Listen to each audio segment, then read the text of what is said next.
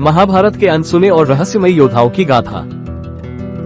महाभारत का युद्ध केवल शस्त्रों का टकराव नहीं, बल्कि नियति और धर्म का एक जटिल चक्रव्यूह था। समय की धूल ने इतिहास के कई ऐसे पन्नों को ढक दिया है जिन्हें आज जानना आवश्यक है। इस गाथा की शुरुआत होती है बर्बरीक से, जो भीम के पौत्र और घटोत्कच के शक्तिशाली पुत्र थे।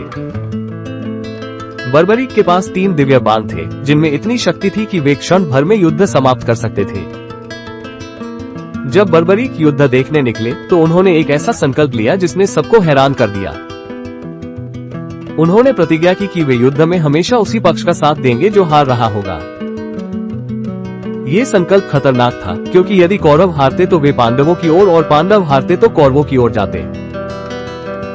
भगवान श्री कृष्ण जानते थे कि बर्बरीक का इस युद्ध में उतरना पूरी सृष्टि के लिए विनाशकारी होगा। बर्बरीक की परीक्षा लेने के लिए श्री कृष्ण ने एक साधारण ब्राह्मण का भेष धारण किया। ब्राह्मण रूपी कृष्ण ने बर्बरीक से उनकी शक्ति का प्रमाण मांगा, जिसे बर्बरीक ने सहजता से दिखा दिया।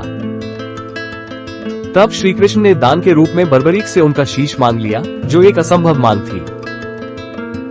एक महान योद्धा होने के नाते बर्बरीक ने बिना किसी संकोच के अपना सिर काटकर कृष्ण के चरणों में अर्पित कर दिया। बर्बरीक की अंतिम इच्छा थी कि वे इस महायुद्ध को अपनी आंखों से पूरा देखें। श्री कृष्ण ने उनके कटे हुए सिर को एक ऊंची पहाड़ी की चोटी पर स्थापित किया ताकि वे सब देख सके। युद्ध समाप्त हुआ, लाखों योद्धा मारे गए और कुरुक्षेत्र की धरती रक्त की नदियों से भर गई। जब पांडवों ने जीत का जश्न मनाया, तब श्री कृष्ण उन्हें सत्य जानने के लिए बर्बरीक के पास ले गए। श्री कृष्ण ने पूछा, हे वीर, तुमने इस पूरे युद्ध में वास्तव में किसे जीतते देखा? बर्बरीक ने उत्तर दिया कि उन्हें न अर्जुन का गांडीव दिखा, न भीम की गदा, बल्कि केवल सुदर्शन चक्र दिखा। उन्होंने कहा कि योद्धा तो केवल कठपुतलियां थे, असली खेल तो केवल श्री कृष्ण की माया खेल रही थी। ये रहस्य हमें सिखाता है कि संसार की हर घटना ईश्वर की इच्छा और उनकी योजना का हिस्सा है।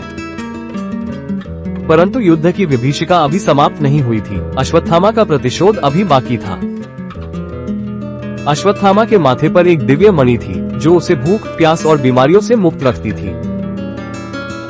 लेकिन क्रोध और प्रतिशोध की अग्नि ने अश्वत्थामा की बुद्धि को पूरी तरह अंधा कर दिया था। अधर्म के मार्ग पर चलते हुए अश्वत्थामा ने उत्तरा के गर्भ में पल रहे शिशु पर ब्रह्मास्त्र चलाया।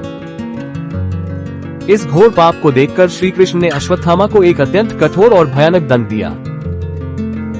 श्री कृष्ण ने उसके माथे से वो दिव्य मणि छीन ली और उसे युगों युगों तक भटकने का शाप दिया। कहा जाता है कि अश्वत्थामा आज भी अपने घावों को भरने के लिए दुनिया में भटक रहा है। वहीं धर्मराज युधिष्ठिर, जिन्होंने सदैव सत्य का पालन किया, उन्हें भी नरक के दर्शन करने पड़े। ये युधिष्ठिर के अहंकार की परीक्षा थी, ताकि उन्हें पता चले कि छोटा सा झूठ भी आत्मा पर बोझ बनता है। इस पूरी गाथा का सबसे हृदय विदारक क्षण बालक अभिमन्यु का चक्रव्यूह में प्रवेश करना था। अभिमन्यु ने गर्भ में ही युद्ध कला सीखी थी और अकेले ही 7 महारथियों का सामना किया। जब उसके शस्त्र टूट गए, तब उसने रथ के पहिए को ही अपनी ढाल और शस्त्र बना लिया। षड्यंत्र और क्रूरता ने उस वीर बालक की जान ले ली, जिससे युद्ध की सारी मर्यादाएं टूट गईं। महाभारत हमें सिखाता है कि शक्ति यदि धर्म के साथ न हो तो वो केवल विनाश का कारण बनती है।